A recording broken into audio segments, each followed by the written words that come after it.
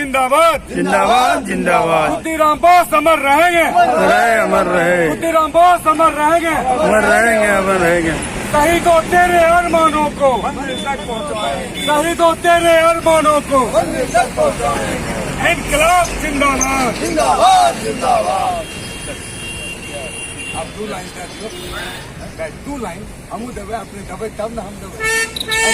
आज हम लोग क्यों है वो काय की दोस्त भारतीय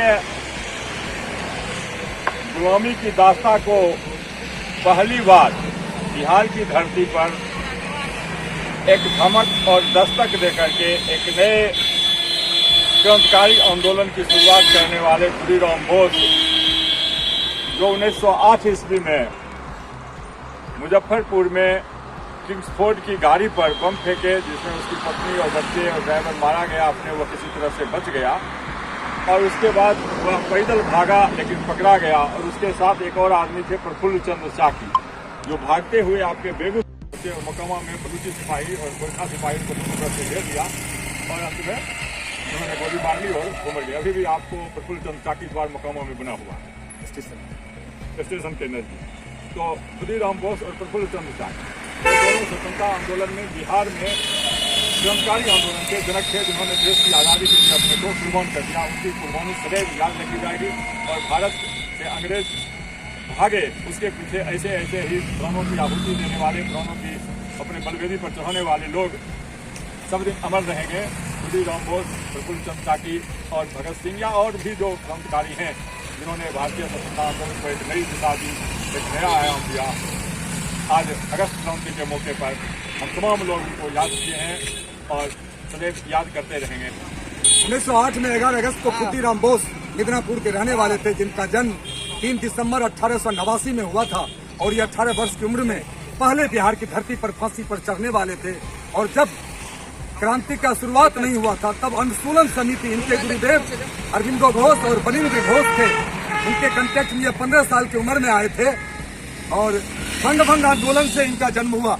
जब 1905 में बंग भंग आंदोलन हुआ, अंग्रेजों ने बंगाल की शक्तियों को बांट के कम करना चाह रहे थे। एंड्रू फ्रेजर ने 1895-96 में ये प्रस्ताव दिया था, जो पश्चिमी बंगाल का गवर्नर था। तो और यहाँ जब ये डगलस किंग्सफोर्ड जो हावड़ा में मजिस्ट्रेट था, जब ये बंग भंग आंदोलन के विरोध में जो बंगाल में क्रांति उठा था, उसको दबाने के लिए उन्होंने वहाँ का युवाओं को यातना दिया था, गोली से उड़ाया था।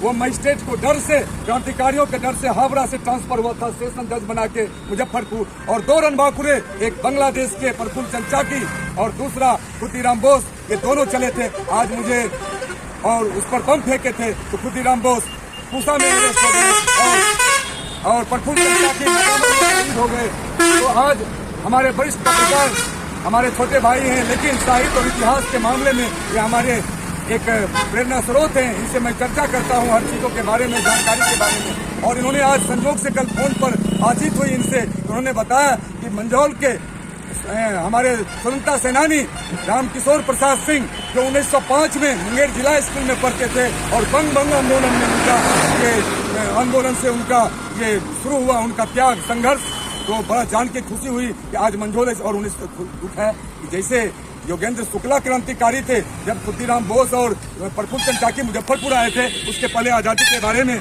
बिहार में कोई जागरण नहीं था। और 75 रेजिडेंट होमियार कॉलेज,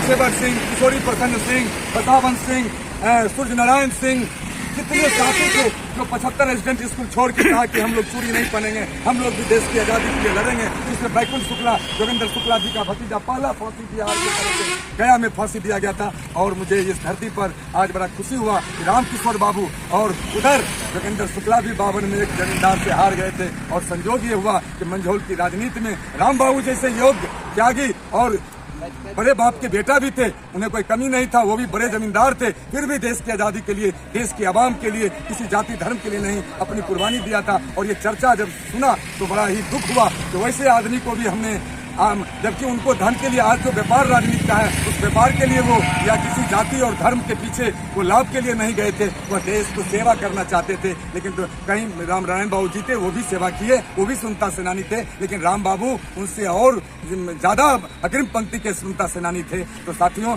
आज मैं उनकी पंक्तियों को एक बार दोहराता हूँ। ये खुदीराम बोस ने कहा था, लड़ो, लड़ नहीं सकते बोलो, बोल नहीं सकते लिखो, लिख नहीं सकते साथ दो, साथ नहीं दे सकते काम करने वाला का मनोबल बढ़ाओ।